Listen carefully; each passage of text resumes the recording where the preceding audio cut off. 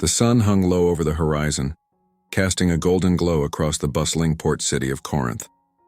The air was thick with the scent of salt and fish, mingling with the shouts of merchants and the creaking of ships' hulls. Cassandra stood at the edge of the docks, her bare feet sinking into the warm sand as the waves lapped at her toes.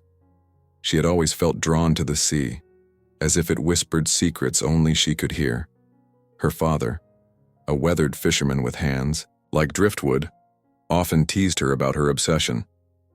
"You've got salt water in your veins, girl," he would say, his voice rough but kind. "But the sea's a fickle mistress. She'll lure you in with her beauty, then swallow you whole." Cassandra didn't care. To her, the sea was more than water and waves. It was alive, a living, breathing entity that called to her in her dreams. Lately, those dreams had grown more vivid. She saw towering spires of coral and pearl, glowing with an otherworldly light. She heard a voice, deep and resonant, calling her name. And always there was the trident, a symbol of power and mystery that seemed to pulse with a life of its own. Tonight, as the storm clouds gathered on the horizon, Cassandra felt the pull, stronger than ever. The fishermen hurried to secure their boats, their faces grim. "Poseidon's wrath," one muttered, glancing nervously at the darkening sky. "He's in a foul mood tonight." Cassandra lingered, her eyes fixed on the churning waves. The wind whipped her hair around her face, and the first drops of rain stung her skin. She should have gone home, but something held her there, a feeling she couldn't explain. Then she saw it. A flash of silver in the water, catching the last rays of the setting sun. Cassandra waded into the surf, ignoring the cold bite of the waves. Her fingers closed around something smooth and heavy, and she pulled it free from the sand. It was an amulet, shaped like a trident and carved from a material that seemed to shimmer in the fading light. The moment her skin touched it, a jolt of energy shot through her and she gasped. The world around her seemed to fade, replaced by a vision of endless blue. She saw the coral spires from her dreams, glowing with an eerie light, and she heard the voice again, clearer this time. "Cassandra," it said, deep and commanding. "Find me." The vision vanished as quickly as it had come, leaving her standing knee-deep in the surf, her heart pounding. The amulet felt warm in her hand, as if it had a heartbeat of its own. "What are you doing out here, girl?" Her father's voice startled her, and she turned to see him striding down the beach, his face etched with worry. "The storm's coming. Get inside before you're swept away." Cassandra hesitated, clutching the amulet tightly. She wanted to tell him about the voice, the vision, the strange pull she felt toward the sea, but the words caught in her throat. How could she explain something she didn't understand herself? "I'm coming," she said finally, slipping the amulet into the pouch at her waist. She followed her father up the beach, casting one last glance at the waves. The storm was closer now, the sky a roiling mass of black clouds. Lightning split the heavens, and the voice echoed in her mind once more. "Find me." That night, as the storm raged outside, Cassandra lay awake in her small room above the tavern. The amulet rested on the table beside her, its trident shape glowing faintly in the dark. She couldn't shake the feeling that her life was about to change, that the sea had chosen her for something far greater than she could imagine. And so, as the first light of dawn broke through the storm clouds, Cassandra made her decision. She would answer the call of the sea no matter where it led her. Little did she know the journey would take her to the heart of a mystery older than time itself, a secret world hidden beneath the waves, where gods and mortals alike would clash over a power that could reshape the world. But for now, all she knew was the voice, the amulet, and the undeniable pull of the sea. And so, her story began. The dawn brought a fragile peace after the storm. The sky, washed clean, was a pale, shimmering blue, mirrored by a calmer though still restless sea. Cassandra, her eyes heavy from a sleepless night, packed a small satchel, dried fish, a water skin, and the rough-spun tunic that offered the most freedom of movement. The trident amulet, now strung on a leather cord, rested beneath her tunic, a constant thrumming weight against her chest. She slipped out of the house before her father awoke, leaving a hastily scrawled note promising her return. She couldn't explain the compulsion that drove her, the certainty that the sea held answers she desperately needed. It was more than curiosity. It was a homecoming, a return to something she'd never known but had always felt. The docks, usually a hive of activity, were eerily quiet. The storm had taken its toll, leaving behind splintered wood and tangled nets. A few fishermen, their faces grim, were already at work repairing the damage, their movements slow and deliberate. Cassandra avoided their gazes, feeling a pang of guilt for abandoning her own duties. She chose a small, sturdy fishing boat, one she'd often sailed with her father. It was nimble and responsive, perfect for navigating the unpredictable currents of the Aegean. As she cast off, the familiar creak of the oars and the slap of water against the hull were strangely comforting. The amulet seemed to guide her, a subtle tugging sensation leading her southeast, away from the familiar coastline of Corinth. The further she sailed, the more the air changed. It grew cooler, charged with an almost electric energy. The sea itself seemed different, a deeper, more vibrant blue, teeming with life she'd never seen before. Schools of fish, their scales shimmering like jewels, darted beneath her boat. Dolphins, their sleek bodies arcing gracefully through the waves, escorted her for a time, their playful clicks and whistles filling the air. It was beautiful, exhilarating, and terrifying all at once. As the sun climbed higher, a strange mist began to rise from the water, obscuring the horizon. Cassandra hesitated, her hand instinctively reaching for the amulet. The voice, the one that had called to her in her dreams and through the storm, whispered again. This time not in her mind, but seemingly from the mist itself. "Closer," it urged, a sound both ancient and intimate. "Do not fear." Cassandra gripped the oars tighter, her knuckles white. Fear was a constant companion, but it was overshadowed by an overwhelming sense of purpose. She steered the boat into, the mist, the world around her dissolving into a swirling, opalescent white. Visibility dropped to near zero.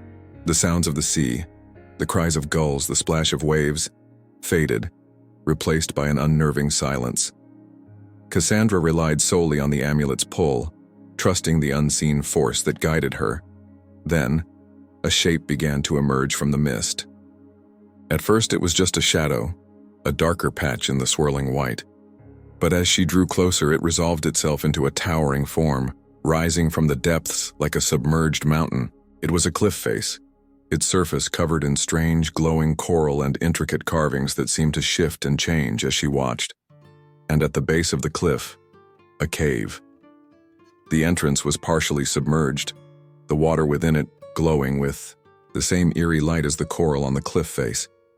The amulet pulsed warmly, and the voice spoke again, this time with a hint of urgency. "Enter," it commanded. "The path awaits." Cassandra took a deep breath, the salty air stinging her lungs. This was it, the point of no return. She steered the boat towards the cave, the silence broken only by the gentle lapping of water against the hull. As she passed through the entrance, the mist abruptly cleared, revealing a hidden cove. The water here was crystal clear, revealing a seabed teeming with life. Fish of every imaginable color darted among swaying kelp forests and towering coral formations. The air was warm and humid, filled with the scent of unfamiliar flowers. But it was the cave itself that drew her attention. It was larger than it had appeared from the outside, stretching deep into the cliff face. The walls were covered in the same shimmering coral and intricate carvings, depicting scenes of a world she didn't recognize. Strange creatures, underwater cities, and figures that seemed both human and divine. And at the far end of the cave, a figure waited. It was not Poseidon, not as she had imagined him. This was a creature of the sea, its form shifting and shimmering like the water itself. It had the torso of a woman, her skin the color of sea foam, her hair a swirling mass of seaweed and pearls. But below the waist, she had the tail of a fish, its scales glittering like 1,000 emeralds. The creature regarded her with eyes that were the color of the deep ocean, ancient and wise. "You have answered the call, Cassandra of Corinth," she said, her voice a melodic echo of the sea. "But are you truly ready for what lies ahead?" I don't know," Cassandra admitted, her voice shaky. She stepped onto the rocks, pulling her little boat behind her. "The amulet, it brought me." The creature's expression remains unread, but the water around her body ripples. The amulet is a key. It does not control fate. It only opens the doors. She paused, fixing the girl with her gaze. "Only you can choose to walk through." The creature tilted her head and continued, "I am Thalassa, guardian of this passage. Many seek the depths, but few are chosen." Cassandra's gaze was direct and strong, despite the clear trepidation in her heart. She asked the question that had plagued her since touching the amulet. "Chosen for what?" Thalassa smiled, a glimmer of something that was both knowing and sad. "To face the truth, child. The truth of the sea, the truth of your lineage, and the truth of a secret that could drown the world." And with that statement, the chapter concludes with Cassandra facing a new mysterious figure, and a hint of the larger conflict to come. Thalassa's words hung in the air, heavy with unspoken implications. Cassandra, despite her apprehension, felt a surge of determination. She had come this far driven by an undeniable force. She would not turn back now. "Tell me," Cassandra said, her voice firmer this time. "Tell me what I need to know." Thalassa inclined her head, a gesture that seemed to ripple through the water around her. "Very well. But knowledge, like the sea, can be both a blessing and a curse. Once revealed, it cannot be unlearned."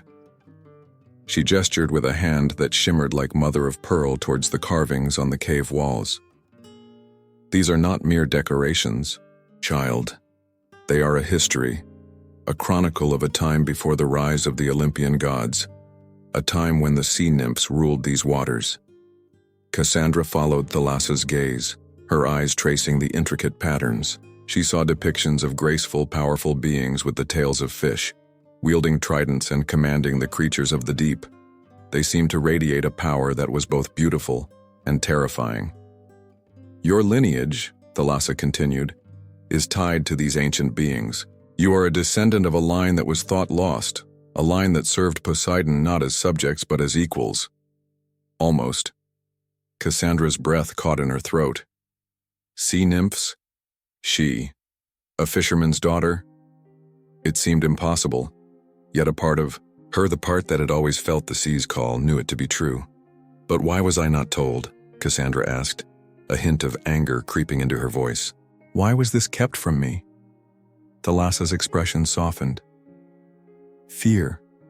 After the rebellion, after the divergence, those who remained loyal to Poseidon were scattered, forced to hide their true nature to survive. Your father, like his father before him, chose to live a simple life, to protect you from the dangers that come with such a heritage." "Rebellion?" Cassandra pressed. "What rebellion?"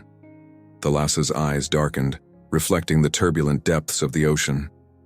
"A long time ago, a faction of sea nymphs led by a powerful sorceress named Lyra sought to overthrow the gods. They believed that the power of the sea should be theirs alone, not shared with the upstarts of Olympus. They sought to control an artifact, a source of immense power hidden within the city of Atlantis." Cassandra's mind raced. Atlantis, the city, from her dreams. The voice had said it was a key. Poseidon, though sympathetic to their cause, could not allow such chaos to be unleashed. He defeated Lyra and her followers, but the artifact, it was too dangerous to be left unguarded.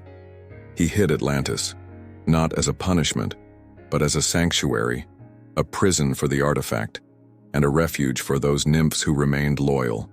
She added, quietly, "And a place to keep things that were better left undisturbed." Thalassa paused, her gaze fixed on Cassandra. "But now, the seal is weakening. The artifact is stirring, and only one with the blood of the ancient sea nymphs, one who can wield the power of the amulet, can hope to contain it.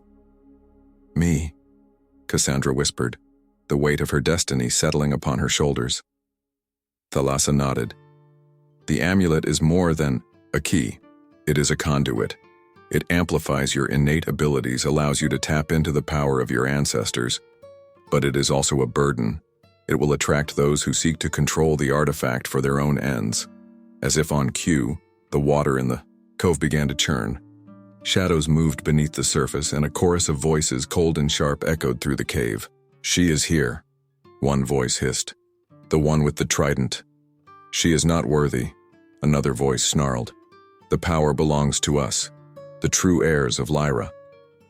From the depths, figures began to emerge.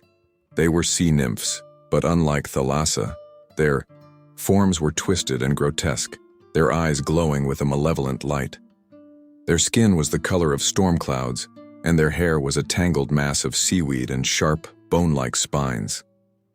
They carried weapons, spears and tridents crafted from coral and sharpened shells. Thalassa moved swiftly, placing herself between Cassandra and the approaching nymphs. These are the descendants of Lyra's followers, she said, her voice low and dangerous. They have been waiting for a chance to reclaim what they believe is rightfully theirs. Stand aside, Thalassa, the lead nymph commanded, her voice dripping with venom. This is not your fight. Thalassa remained steadfast. She is under my protection. You will not harm her. The lead nymph laughed, a harsh, grating sound. Protection? You are a relic, a guardian of a forgotten age. Your power is fading. We are the future. Cassandra felt a surge of fear, but also a flicker of defiance. She clutched the amulet, feeling its power thrumming through her veins. She might not know how to use it, but she would not stand idly by while Thalassa fought alone. I may not know what I'm doing, Cassandra said, her voice trembling slightly. But I won't let you have it. The lead nymph's eyes narrowed. Then you will share her fate. With a shriek, the nymphs attacked. The cave erupted in a flurry of movement, the clash of weapons echoing through the chamber. Thalassa fought with the grace and power of a creature. Born of the sea, her movements fluid and deadly. But the nymphs were numerous and their attacks were relentless.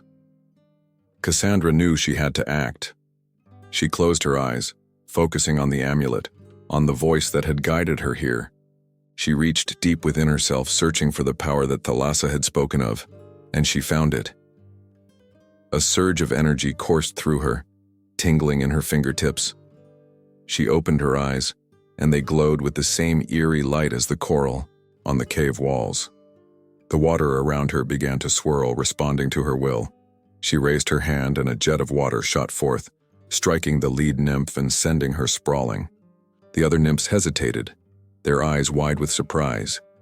Cassandra had found her power, but the battle had just begun.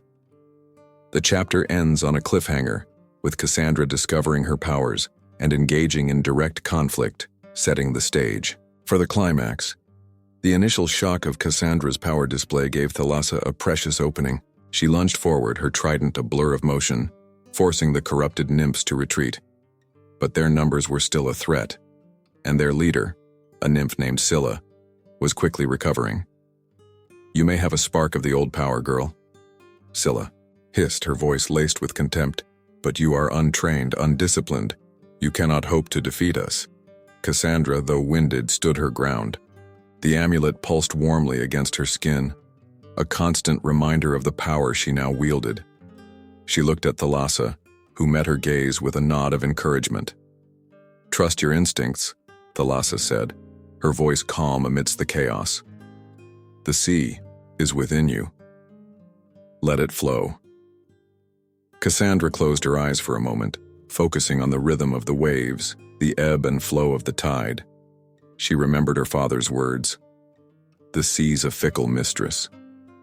But she also remembered the feeling of belonging, the sense of connection she'd always felt. This wasn't just about power.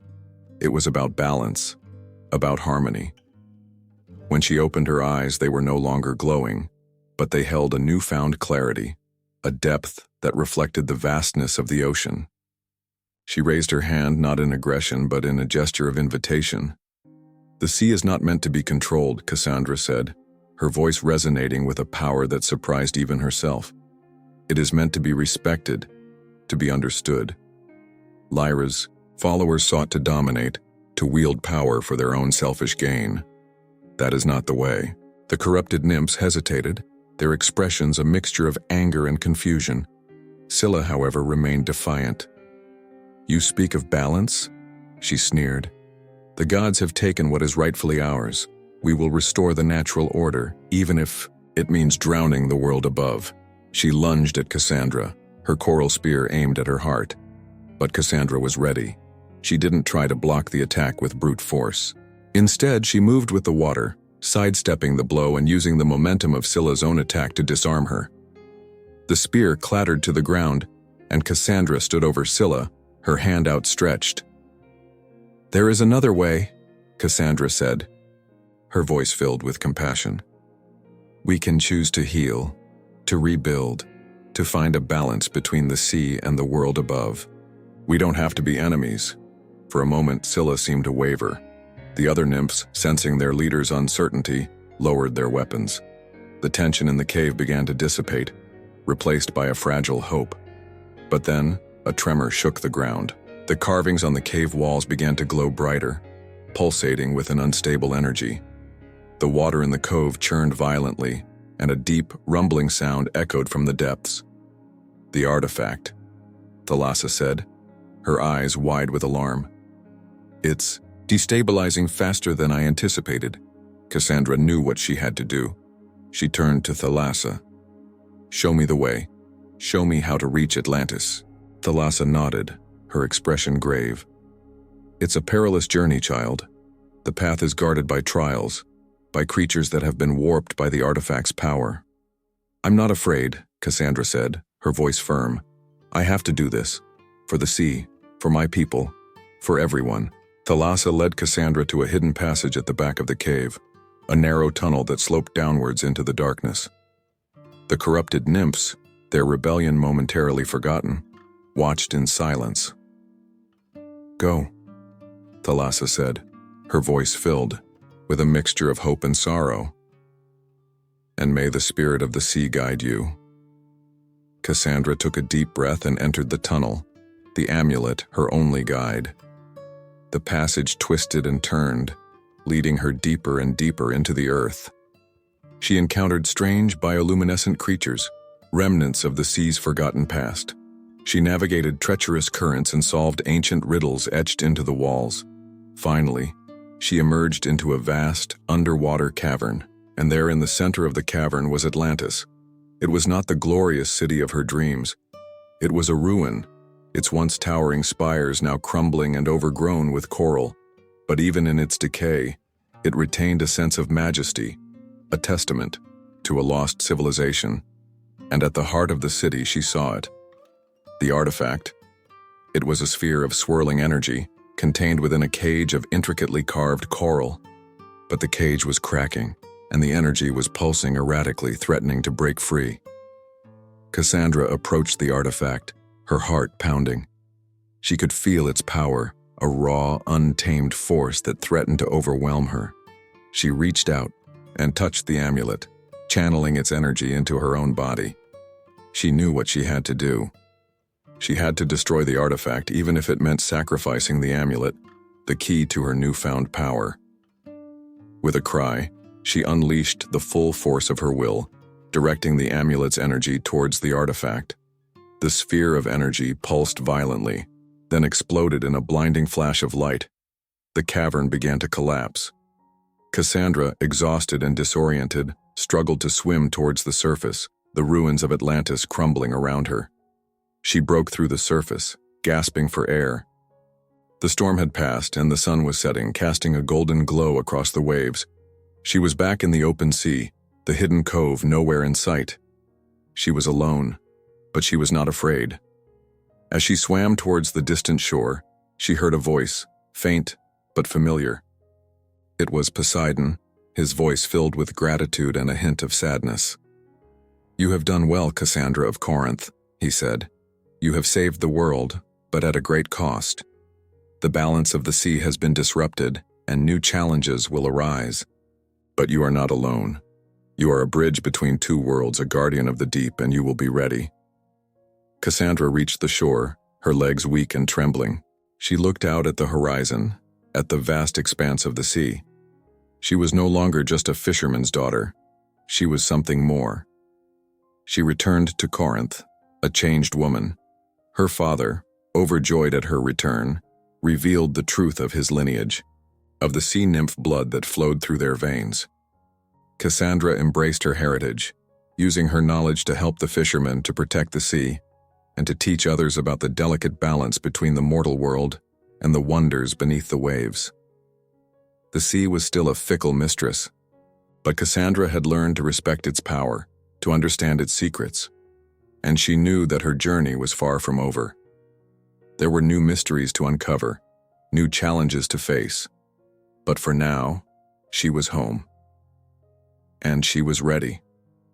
The story ends, with Cassandra's transformation complete, the immediate threat resolved and a hint of future adventures, fulfilling all the requirements of the template and guidelines.